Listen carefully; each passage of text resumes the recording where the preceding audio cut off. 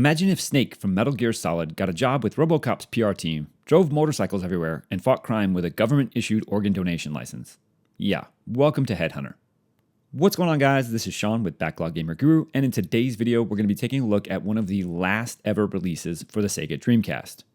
Headhunter, a sci-fi stealth action thriller that dared to be Metal Gear meets Paul Verhoeven's satire, and in 2025, it's still absolutely worth digging out of the backlog. This game is definitely worthy of being called one of Dreamcast's forgotten gems.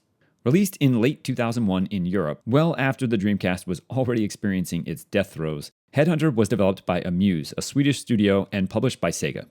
It was one of the final major Dreamcast releases, especially in PAL territories, and later got a PS2 port with slight graphical changes. Amuse set out to create a cinematic experience. The game used FMV news clips to deliver world building in a way that felt inspired by Total Recall and RoboCop, and it leaned into the dystopian satire hard. Felons unable to meet bail face compulsory organ donation. Kate? Electric neural projectile, or EMP guns, attack the target's nervous system, causing severe pain and eventual brain death without damaging much-needed internal organs, safeguarding supplies for hard-working citizens and their families. You play as Jack Wade, a gruff ex-cop turned bounty hunter, or in this case, headhunter, suffering from amnesia. Original? Probably not, but good enough for this story? Sure. In this version of the world, criminals literally pay for their crimes with organs rather than jail time. Jack's job is to hunt them down and repo their internal plumbing for the state. The game explores corporate corruption, bioethics, and privatized law enforcement, all themes that feel surprisingly more relevant now than they did in 2001. For his part, Jack is like if Solid Snake had a midlife crisis and a leather jacket. He's sarcastic, mysterious, and voiced with enough 2000s grit to strip the paint off a car. Maybe you can share sometime. You won't live long enough.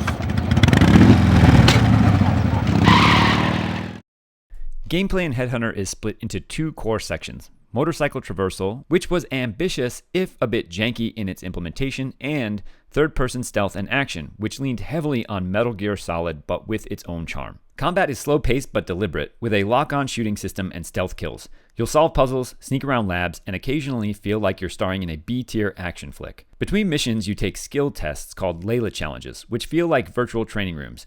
You need to pass them to unlock licenses to carry better weapons. While most of this might not sound innovative or particularly unique, at the time, it was fairly unique, at least in terms of the Dreamcast. The Dreamcast was mostly known for arcadey titles, fighting games, driving games, and Sega relying heavily on its old catalog of first-party IPs. But what it did not have was any kind of action-adventure stealth game that could compete with something like Metal Gear Solid 2 on the PlayStation 2, or Splinter Cell, which would eventually be released on the original Xbox.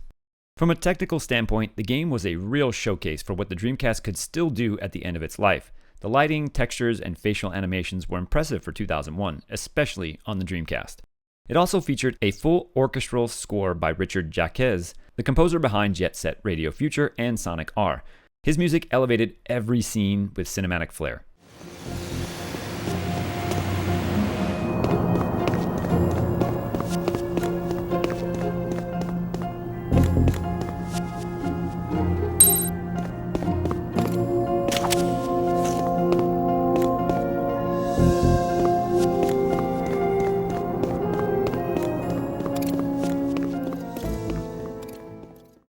Now, visually, this game still looks great in 2025. I'm playing through it currently on original Dreamcast hardware being fed through a RetroTink 4K into my 4K OLED, and it looks fantastic. One thing I couldn't help thinking as I was playing through this game is how cool this would be as a complete reboot with the same story, maybe with slightly better writing and better gameplay mechanics, but visually looking something like Cyberpunk 2077. This game would absolutely rock if it were released today on modern hardware.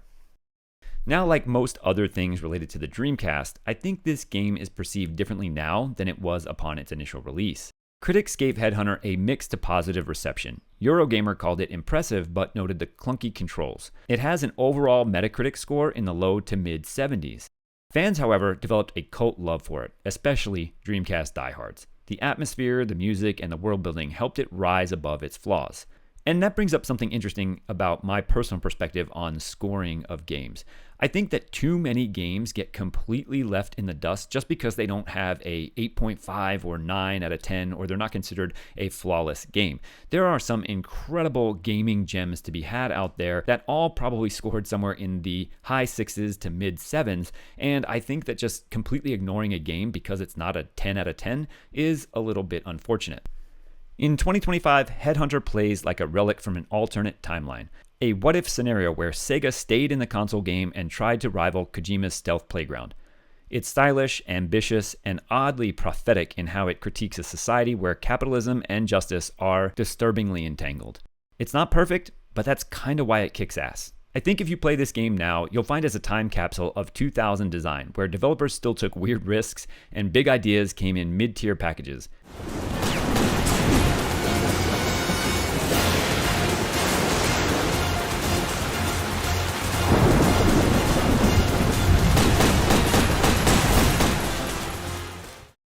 So if you're looking to dust off your Dreamcast and find some interesting games to play, or if you just want to tinker around with some emulator experimentation, give Headhunter a shot.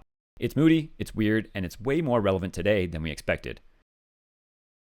That's going to do it for this video, but please hit that like button if you're into forgotten gems like this one, drop a comment with your favorite Dreamcast oddity, and of course don't forget to subscribe. It really helps this channel grow, and hit that notification bell so you get notified when more deep cuts from the Backlog vault get dropped.